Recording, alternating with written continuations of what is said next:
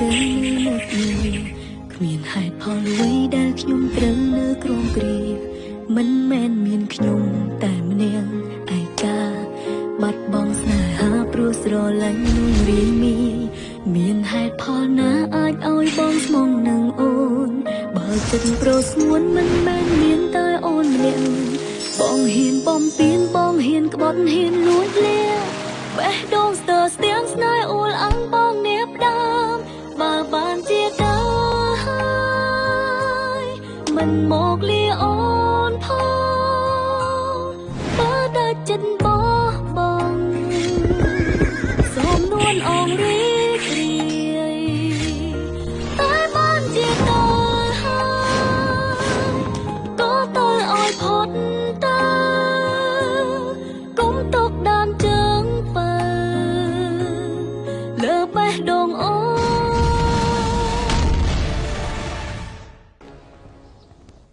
បុតបង្កើតយើងមិនក៏មានចិត្តលំអៀងបែបនេះ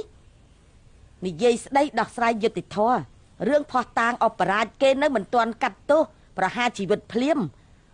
ចំណែកទៅអ៊ីងខ្លាចបន្លំទម្លាក់ទោសកំហុសឲ្យអបរាជបានជាកាត់ទោសត្រឹមឲ្យគេគ្មានទោសមេដាកុំខ្ញាល់អីតាំងពីដើមមកព្រះអង្គកាត់ក្តីត្រឹមត្រូវក្នុងប្រតិក៏ដឹងច្បាស់ថ្ងៃនេះគឺអាចមានហេតុផលផ្សេងទេដឹងព្រះអង្គតាំងពីដើមមកកតញ្ញូតើមានមូលហេតុអីធ្វើឲ្យទ្រង់ចំទាស់គំនិតមេដាទ្រង់នោះលុះត្រាតែគិតគូរដល់អារម្មណ៍របស់អ្នកណាទេដឹងអ្នកមនាងមានសវណ្ណីជាអ្នកណាអាយ៉ារឿងអស់នេះខ្ញុំម្ចាស់មិនអាចនិយាយផ្ដេសផ្ដាស់ទេប្រាប់មកយើងឲ្យអ្នកមនាងនិយាយកនហ្វូនឹងទៅអ៊ីងពីរអ្នកជាអ្នកមានគុណជួយជីវិតរបស់លោកស្រីអ៊ួយអាចជាលោកស្រីអ៊ួយដោយសារចង់សងគុណបានវរព្រះអង្គទេដឹងគេទៀតហើយមេដាកុំខ្ញាល់អីព្រះអង្គមិនអាចព្រោះតែគិតគូរដល់មុខមាត់ស្រីស្នំម្នាក់ហើយទុកមុខមាត់របស់មេដានិងម្ចាស់មាម្ខាងនោះទេចាស់នៅក្បែរព្រះអង្គគ្រប់ពេលហេតុអីក៏មិនខាត់ព្រះអង្គផងទៅព្រះអង្គមិនស្ដាប់ខ្ញុំម្ចាស់ទៅខ្ញុំម្ចាស់ក៏មិនចង់ដណ្ដើមអីជាមួយដែរយើងដឹងថាគេលំអៀងចិត្តតែចាស់នាងទើបជាម្ចាស់ស្ត្រីរបស់គេណាហើយចោះរឿងដំណាក់ក្រោយព្រះអង្គស្ដាប់តែលោកស្រីអ៊ួយនោះទេចៅមិនហ៊ាននិយាយច្រើន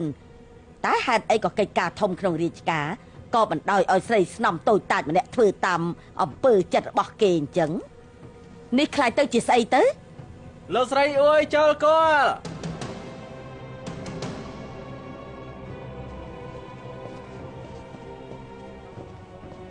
មកចំពីល្អណាស់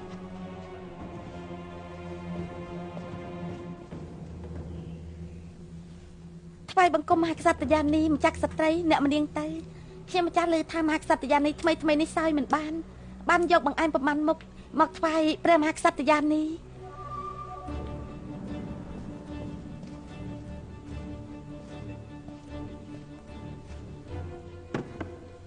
ប្អូននាងអ៊ុយឈីសុខសប្បាយទេ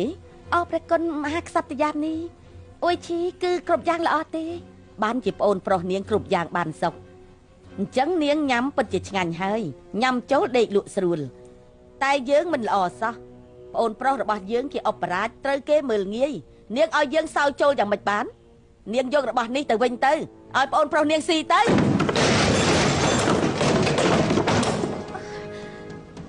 មហាក្សត្រយានីកុំខ្ញាល់ខ្ញុំម្ចាស់គ្រាន់តែយកចិត្តទុកដាក់ព្រះសុខភាពត្រង់មហាក្សត្រយានីយើងនេះអាចបានសុខទេមើលទៅត្រូវមានលោកស្រីអ៊ួយជួយនិយាយទៅបានខ្ញុំម្ចាស់ល្ងងខ្ញុំម្ចាស់មិនដឹងខ្លួនខុសត្រង់ណាសូមត្រង់ជួយទូលមានផងក្នុងដៃអបរាជមានភ័ស្តុតាងច្រើនដូចភ្នំប្រៀបមិនបាននឹងពាក្យមួយម៉ាត់របស់លោកស្រីអ៊ួយអាចពីសទៅខ្មៅជ្រៀតជ្រែកព្រះអង្គយកខុសធ្វើត្រូវបានខ្ញុំម្ចាស់មិនហ៊ានទេសូមមហាក្សត្រយានីពិនិត្យម្យ៉ាងទៀតព្រះអង្គឆ្លៀសវៃមិននឹងអាចស្ដាប់តាមខ្ញុំម្ចាស់ទៅនាងមានចិត្តញុះញង់យើងមើលដឹងយូរហើយព្រះនាងអ៊ួយឆាងគួរឲ្យស្រឡាញ់យើងប្រទានឲ្យគេតិចតួចគេត្រូវមើលទឹកមុខរបស់នាងទើបហ៊ានសោយព្រះមហាក្សត្រយានីដោយសារសុខភាពព្រះនាងអ៊ុយឆាងយើងមើលដឹងយូរហើយចិត្តរបស់នាងមិនដូចមាត់និយាយថាមិនជ្រៀតជ្រែករឿងរាជការតែក្រោយខ្នងបង្កើតបពពួកខុបខិតជាមួយទៅអ៊ីងនិងគួនហ្វូទម្លាក់កំហុសឲ្យរាជវង្សរបស់យើង មេដាប្រហែលជារឿងនេះលោកស្រីអួយអាចមិនដឹងជាព្រះរាជបញ្ជារបស់ព្រះអង្គផ្ទាល់ ការពិតមិនបាច់លោកស្រីអួយហាមាត់ព្រះអង្គក៏អាចគិតគូរដល់អារម្មណ៍របស់គេដែរចុះអបរាជត្រូវគេប្រមាថអាចធ្វើមិនដឹងទេថ្ងៃនេះយើងមានឋានៈជាព្រះមហាក្សត្រយានីការពារប្អូនប្រុសខ្លួនឯងមិនបានគេមិនយល់យើងឲ្យគេធ្វើអីតាមតែចិត្តទុកមនុស្សដូចជាសត្វត្រី មេដាមិនក៏មានសវណ្ណនៃធនបែបនេះមេដាគ្រប់គ្រងប្រជារាស្ត្រមានប្រជជនយិនយូរ លោកស្រីអួយយកចិត្តទុកដាក់ព្រះមហាក្សត្រយានីរៀបចំបង្អែមនេះអាចឃើញថាគេក៏ដឹងខ្លួនខុសដែរមានចិត្តមកសុំទោស ធម្មតាព្រះអង្គចាប់អារម្មណ៍ជាងគេប្អូនស្រីនិយាយពាក្យដែលដំណាក់ក្រោយបានសុខចំណីអាហារដែលប្អូនស្រីយកមកមេដាមិនក៏មិនសើចបន្តិចទៅចាត់ទុកថាប្អូនស្រីមានចិត្តកតញ្ញូក៏ទុកថាសំតាមប្រតិព្រះអង្គកុំឲ្យមេដាបត់បាត់បង់មនុស្សចេតនា ផ្ដេសផ្ដាសយើងត្រូវសោយរបស់គេទើបអាចរក្សាទំនាក់ទំនងរវាងយើងនិងព្រះអង្គទើបអាចបញ្ជាក់ថាបុត្រនិងមាតាគ្មានទំនាស់តើគេជាស្អីយើងសោយរបស់គេនោះយើងមិនសោយទេលេបបញ្ចូលទេយើងត្រូវតែកំចាត់បពុរបស់គេបើព្រះអង្គមិនចេញរាជបញ្ជាសម្លាប់គាត់វូយើងដាច់ខាតមិនសោយអីទាំងអស់ចាំមើលព្រះអង្គតើស្ដាប់តាមសម្ដីស្រីស្នំនេះឬក៏យើងដែលជាមេដារបស់ទ្រង់មកក្សត្រយានី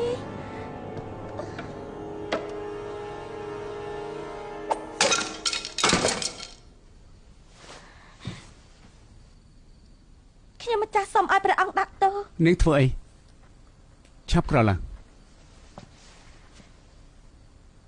ខ្ញុំម្ចាស់មិនគប្បីនឹងព្រះអង្គមិនអាចឲ្យមហាក្សត្រយានីបាត់ខ្ញាល់រត់តែស្មុគស្មាញថែមធ្វើឲ្យព្រះអង្គពិបាក យើងគ្មានអីពិបាកទេយើងទើបតែចេញបញ្ជាប្រហារជីវិតកូនហ្វូ ថាម៉េច មានអីចម្លែកយើងនឹងមានអីជ្រើសរើសទៀត តែព្រះអង្គរាជសារសម្លាប់មិនអាចស្រោចស្រង់បានតែព្រះអង្គ ផោះតាំងចំពោះមុខមិនសម្លាប់មិនបានទេ ប៉ុន្តែផោះតាំងអាចខ្លាញ់បន្លំឬក៏អាចត្រូវគេទម្លាក់កំហុសក៏ប្រហែលជាអាច បានហើយបានជានាងដឹងថាយើងពិបាកហើយតែក៏នៅតែនិយាយរឿងអស់នេះនាងភ្លេចហើយនៅក្នុងសាលប្រជុំយើងចង់ជួយកូនហ្វូនណាស់តែអាចទៅរួចទេ ខ្ញុំម្ចាស់និយាយច្រើនហើយខ្ញុំម្ចាស់គ្រាន់តែខ្លាចព្រះអង្គសម្លាប់មនុស្សម្នាក់ខុសជួយជ្រោមជ្រែងទាំងយប់ទាំងថ្ងៃថ្ងៃក្រោយអាចស្ដាយក្រោយ សាច់ញាតិកូនហ្វូធ្វើបាបប្រជារាស្ត្រគ្រប់សំណុំរឿងគឺសុទ្ធតែមានផុសតាងមិនអាចប្រកែកបានទោះជាគ្មានតេតូននឹងគេក៏ជាមិនផុតពីទោសដែលការពារគេបើយើងមិនកាត់ទោសគាត់ទេឯណាច្បាប់នោះការពារដូចគ្នា ខ្ញុំម្ចាស់ល្ងងគ្មានសមត្ថភាពមិនអាចជួយរំលែកទុកព្រះអង្គបាន បើនាងចង់ជួយរំលែកទុក្ខរកមធ្យោបាយឲ្យមេដាសោយក្រយ៉ាវិញមុននេះយើងគិតដល់ការក្លាហានស្មោះត្រង់របស់កូនហ្វូចិត្តដាច់កាត់ទោសតែមានអ្នកខ្លះលួចវិភាសាថាយើងលួចចិញ្ចឹមជួនក្បត់ខ្លាចជាស្ដេចល្ងីល្ងើយើងមិនចង់មានទោសឲ្យមេដាបង្កើតឃ្លានដល់ស្លាប់យើងគ្រាន់តែគិតហើយចុះបាយមីង ក្រាបទូល យើងចង់ទៅក្រៅយកខ្យល់អាកាសអ្នកឲ្យទៀតមិនបាច់កំណត់ទេ ក្រាបទូល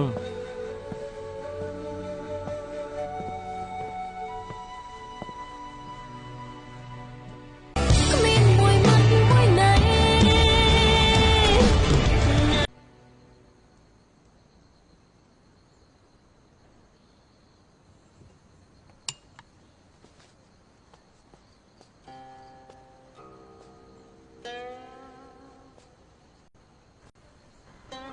ម្ចាស់ស្ត្រីពិតជាមានចំណូលចិត្តមែន ថ្វាយព្រះពុទ្ធព្រះអង្គអបាញ់មិញមិនបានចាប់អារម្មណ៍ទទួលព្រះអង្គមិនទាន់អត់ទេ មិនអីទេយើងបានលើសម្លេងពិនក៏ដកដាមមកដល់ទីនេះក៏ពិតម្ចាស់ស្ត្រីលេងពិនទី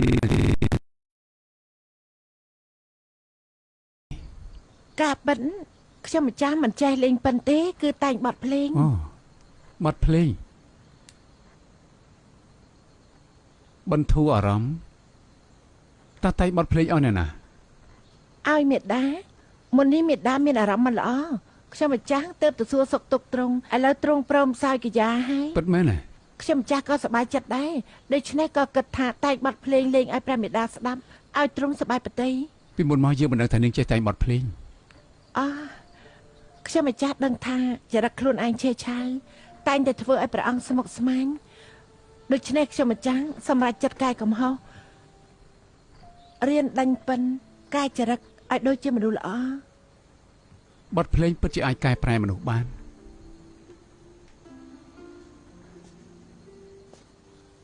ពីមុនខ្ញុំម្ចាស់តែងតែចង់ឈ្នះគិតតែពីចំណែនប្រច័ណ្ឌដល់ចុងក្រោយពិតជាលំបាកដល់ព្រះអង្គខ្លួនឯងក៏ពិបាកដែរការពិតខ្ញុំម្ចាស់ជាអ្នកគ្រប់គ្រងដំណាក់ទាំង6គួរតែសប្បាយមានចរិតល្អធ្វើជាគំរូមានស្អីត្រូវដណ្ដើមត្រូវប្រកាន់ទៀតមានបទភ្លេងកំដរខ្ញុំម្ចាស់យូរទៅខ្ញុំម្ចាស់ចាប់ផ្ដើមយល់មានពេលខ្លាំងចង្វាក់ភ្លេងដែលសាមញ្ញឲ្យតែយកចិត្តទុកដាក់រៀនច្បាស់ជាពិរោះកែលម្អបន្ថែមទៀតអាចឲ្យមនុស្សលេងស្មុគស្មាញដាច់ចិត្តលះបង់ទើបទទួលបានផលល្អដំណាក់ក្រោយរស់នៅតាមដំណាក់ក្រោយពិតជាពិសេសណាស់ មិនស្មានថាម្ចាស់ស្ត្រីអាចយល់ដឹងបែបនេះកែប្រែបែបនេះពិតជាឲ្យយើងចាប់អារម្មណ៍ណា ព្រះអង្គសរសើរពេកហើយការពិតខ្ញុំម្ចាស់គ្រាន់តែចង់ធ្វើជាប្រពន្ធល្អម្នាក់គ្រប់គ្រងដំណាក់ក្រោយមើលថែព្រះមេដាសង្ឃឹមថាអាចជួយព្រះអង្គរំលែកទុក្ខព្រួយខ្លះៗ នាងអាចបញ្ជូនមេដាឲ្យសោយក្រយាវិញគឺបានជួយយើងយ៉ាងធំមួយមានគុណសម្បត្តិណាស់ ព្រះអង្គនេះជាកិច្ចការខ្ញុំម្ចាស់ទេ នេះក្លិនក្អូបស្អីក្លិននេះដូចជាធ្លាប់ស្គាល់ ព្រះអង្គនៅចាំក្លិនក្អូបនេះកាលនោះព្រះអង្គនៅជាព្រះបុត្រាមានម្ដងព្រះអង្គរត់មកប្រាប់ខ្ញុំម្ចាស់ចូលចិត្តក្លិនក្រអូបដែលនៅដំណាក់បន្ទប់ព្រះអាយកាខ្ញុំម្ចាស់ស្ងាត់ក៏ទៅលួចយកមកថ្វាយព្រះអង្គ ពួកយើងបាននាំគ្នាពួននៅក្នុងដំណាក់លួចហាត់ក្លិននោះ ក្រោយមកក៏ត្រូវព្រះអាយកាឃើញក៏ចាប់យើង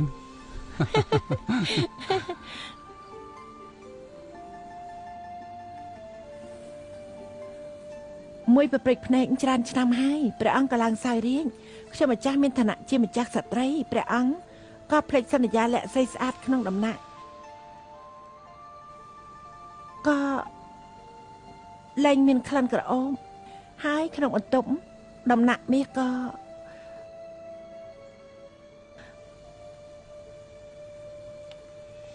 កន្លងមកខ្ញុំម្ចាស់តូចចិត្តក៏ពិចារណាឃើញថាខ្លួនឯងធ្វើខុសច្រើនព្រះអង្គពីមុនខ្ញុំម្ចាស់ធ្វើឲ្យព្រះអង្គពិបាក ដំណាក់មាសមិនក៏អត់ក្លិនក្រអូបក្លិនក្រអូបឥឡូវល្អជាងពីមុនក្លិននៅដដែលរឹតតែបន្ថែមក្លិនក្រអូប បើព្រះអង្គសពតិថ្ងៃក្រោយខ្ញុំម្ចាស់នឹងថែមក្លិនក្រអូបជារៀងរាល់ថ្ងៃ ដេញភ្លេងមួយបទឲ្យយើងមកលេងភ្លេងមួយបទទៅ ព្រះអង្គបទភ្លេងនេះខ្ញុំម្ចាស់មិនទាន់សរសេររួចខ្លាចតែព្រះអង្គប៉ុន្តែដំណាក់ជាវហ្វាំងមានប្រមាណបទសរសេររួចហើយបើព្រះអង្គសពតិយកល្អសាក់លបងមើលទៅ បានប៉ៃមីងទៅដំណាក់ជាវហ្វាំង ក្រាបទូល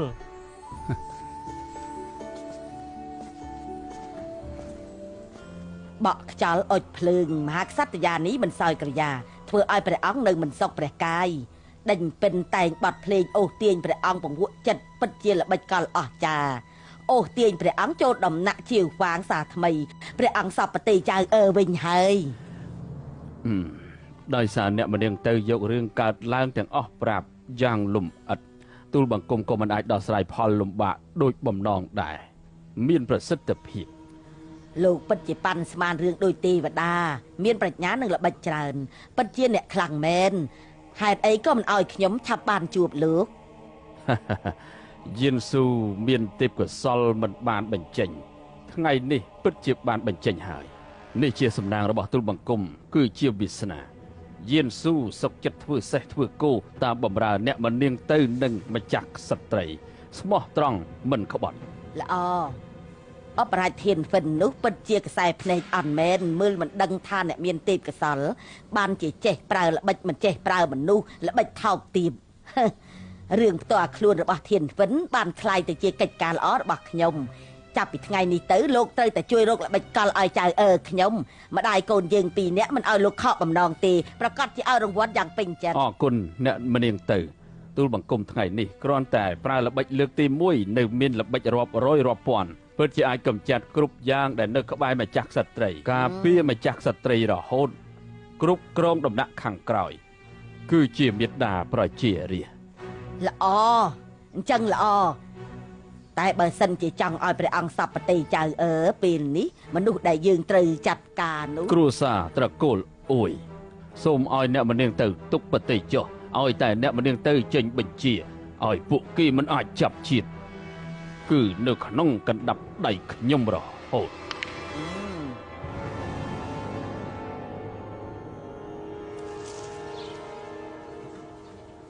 ចុះហ្វូផ្កាដែលទុកបន់ស្រាន់គ្រប់គ្រាន់ហើយនៅ គ្រប់ហើយ ចុះហ្វូអញក៏បារម្ភពេកលោកម្ចាស់គាត់នៅមានអ៊ុយឈីពួកគេ ហ៊ានចាញ់មកនិយាយហើយមានកូនលើខ្ញុំទៀតខ្ញុំមិនបារម្ភមិនបានប៉ុន្តែសូមអីព្រះអង្គនៅដាក់ទោសពួកគាត់ ចុះហ្វូអញបេះផ្កាបន់ស្រាន់ឲ្យពួកគាត់ខ្ញុំជឿថាពួកគាត់ពិតជាអាចដូចជាផ្ការីកស្រស់ស្អាតហើយបានសុខពិតមែនតែជួបទុក្ខលំបាកតែចុងក្រោយប្រកាសជាមិនអីទេ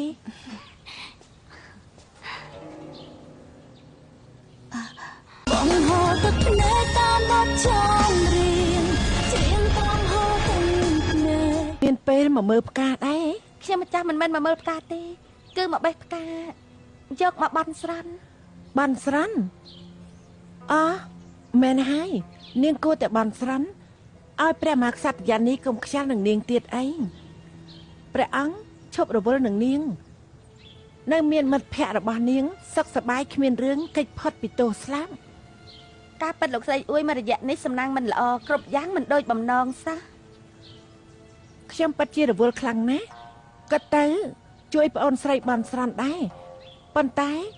ព្រះអង្គយាងមកដំណាក់ជាវហ្វាងខ្ញុំរាល់ថ្ងៃខ្ញុំពិតជាខ្វះវិជ្ជាបំបែកខ្លួនព្រះអង្គសប្ប្រតិហើយសោយស្រាលបណ្ដាស្ដាប់យើងដេញពិនបណ្ដាហើយបើខ្ញុំមិនបេះដោយផ្ទាល់ដៃទេធ្វើបង្អែមដោយផ្ទាល់ទេព្រះអង្គមិនព្រមសោយទេ រំខានម្ចាស់ស្ត្រីហើយខ្ញុំម្ចាស់មិនមែនបន់ស្រន់ឲ្យខ្លួនឯងទេខ្ញុំម្ចាស់គ្រាន់តែសង្ឃឹមមហាក្សត្រយ៉ានីមានសុខភាពល្អព្រះអង្គបានដូចបំណងក៏សង្ឃឹមមិត្តភ័ក្តិបានសុខសប្បាយដែរ ហើយស្មានមិនដល់នាងមានបំណងច្រើនយ៉ាងនេះលុបលួនពេកហើយប៉ុន្តែខ្លាចតែចង់ឲ្យមហាក្សត្រយានីសប្បាយគ្មានកង្វល់អញ្ចឹងមិត្តភ័ក្តិនាងមិនបានសុខទេពួកយើងទៅ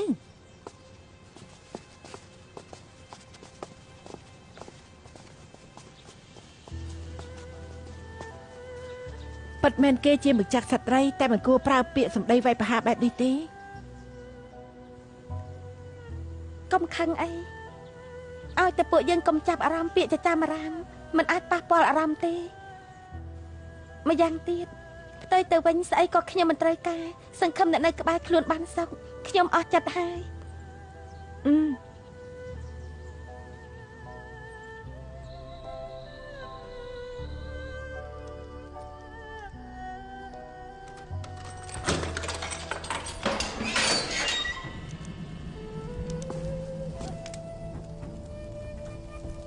ព្រះអង្គម្ចាស់អូព្រះអង្គម្ចាស់លោកម្ចាស់អួយព្រះអង្គម្ចាស់លោកយ៉ាងម៉េចហើយខ្ញុំនិងបងស្រីបារម្ភពីលោកម្ចាស់ខ្លាំងណាស់ប៉ុន្តែគាត់មិនអាចមកមើលលោកម្ចាស់បានទេសូមលោកម្ចាស់អធ្យាស្រ័យហើយលោកស្រីអួយពិតជាមានចិត្តមែនរំខានលោកជួយប្រាប់ថាខ្ញុំមិនអីទេណាការពិតព្រះអង្គម្ចាស់ព្រោះតែជួយមិត្តភក្តិជួយដល់លោកម្ចាស់គាត់ស្មានមកដល់ថាចំតាក់រងទុកបែបនេះសោះក៏ពិតទៅ ខ្ញុំខ្លួនឯងធ្វើបាបគេបើកាលនោះខ្ញុំមិនហៅគេទៅចូលរួមពិធីមង្គលការរបស់ធានហ្វិនបើសិនមិនមែនខ្ញុំនៅក្នុងពិធីនោះត្រូវធានហ្វិនសោយចំអគាត់ហ្វូក៏មិនស្វឹងស្វាយជេរធានហ្វិនដែរមិនអាចមានគ្រោះថ្នាក់ដល់ប្រហារជីវិតទេប្រមចាស់តាមមានអើយអាចខ្ញុំជួយបានទេ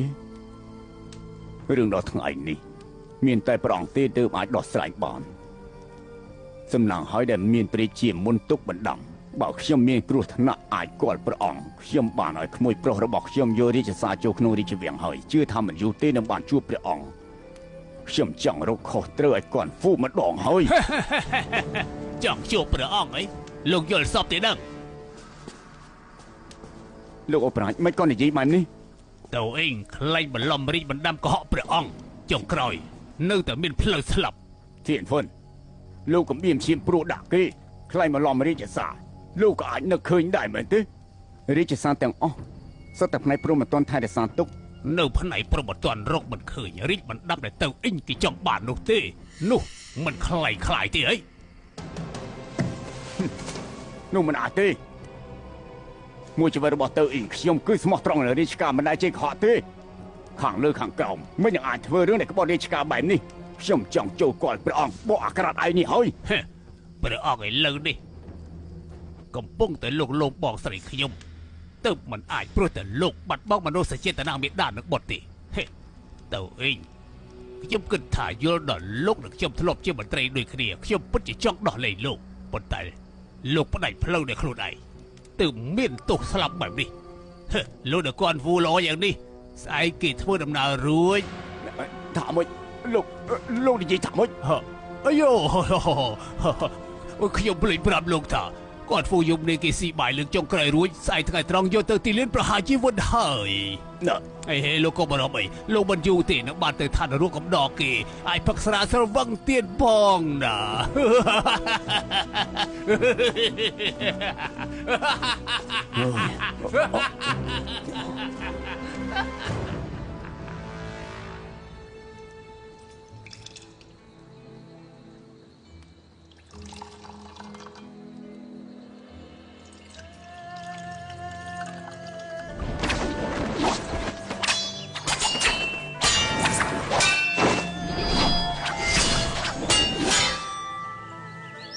ល្អ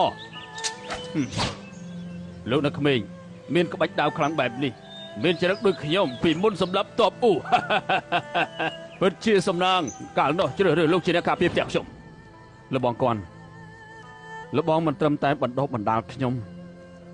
នៅទុកខ្ញុំជាមិត្តភក្តិទុកខ្ញុំដូចជាបងប្អូនតនហុងមិនអាចសងគុណ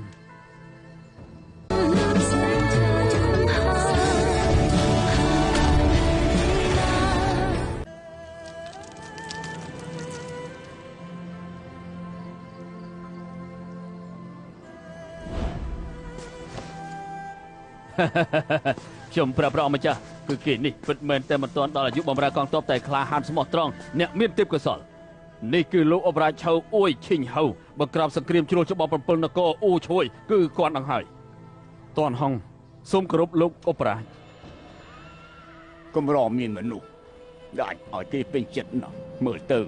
លោកប្រកាសជាខ្លាំងលើសពីអ្នកផ្សេងហើយខ្ញុំចង់ដឹងខ្លាំងណាស់តើលោកមានសមត្ថភាពប៉ុណ្ណាប៉ុន្តែលោកត្រូវតែកំដរខ្ញុំផឹកប៉ុន្មានពេងសិនទៅអរគុណលោកអបរាជ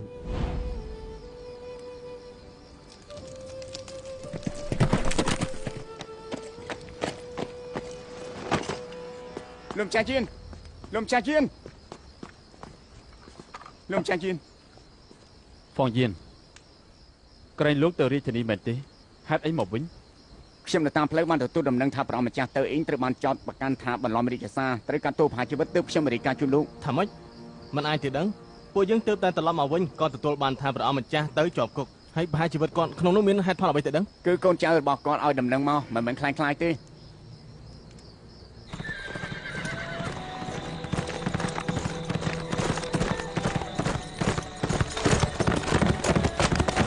អូនតន់ឲ្យមើលដៅនេះទៅយ៉ាងម៉េចលើដាវរបស់លោកអបរាជដូចជាម្ចាស់ដាវមុតជាដាវល្អស័ក្តិសមណាស់ ដល់នេះគឺស័ក្តិសមនឹងឯងហើយឲ្យទុកប្រាជុក តនហុងមិនអាចទទួលបានទេ ទេពកោសលរបស់ឯងគឺដោយសារតែគាត់ហ្វូជាអ្នកណែនាំឯងជាអ្នកដែលមានទេពកោសលដល់មួយនេះអូនតន់ទទួលមិនខុសទេគ្រាន់តែមានរឿងមួយខ្ញុំចង់អូនជួយផងអូនប្រកាសជាជួយខ្ញុំបានទេ សូមលោកអបរាជនិយាយមកចុះទោះជាតនហុងចុះភ្លើងសមុទ្រក៏មិនស្ដាយដែរ ត្រូវយកដើមមួយនេះ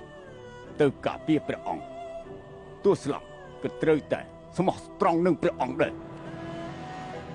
តនហុងមិនធ្វើឲ្យលោកអបរាជខកបំណងទេ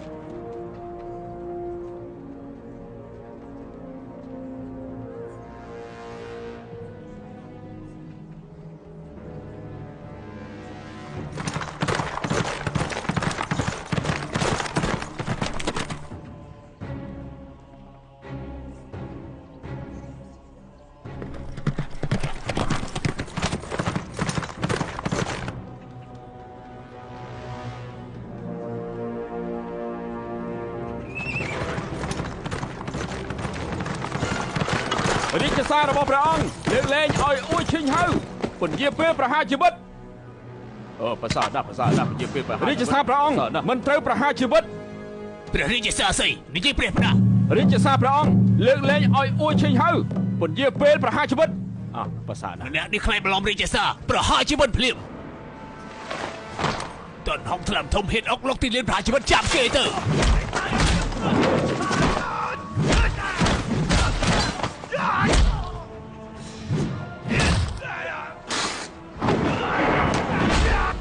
អូនតន់មានឯជួនដំណើរខ្ញុំគ្រប់គ្រាន់ហើយអរគុណ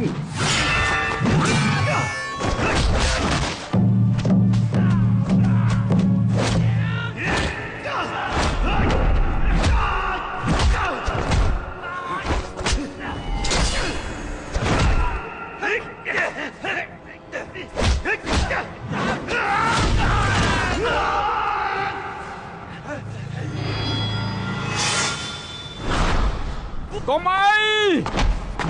សម្លាប់គេទៅ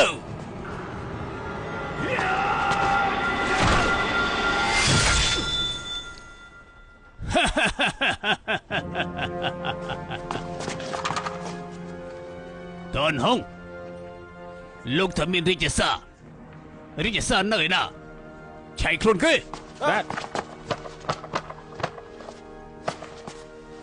តនហុងព្រៃផ្ដាស់ អុកលុកទីលានប្រហារជីវិតខ្លាចបន្លំថាមានរាជសារមានទោសប្រហារជីវិត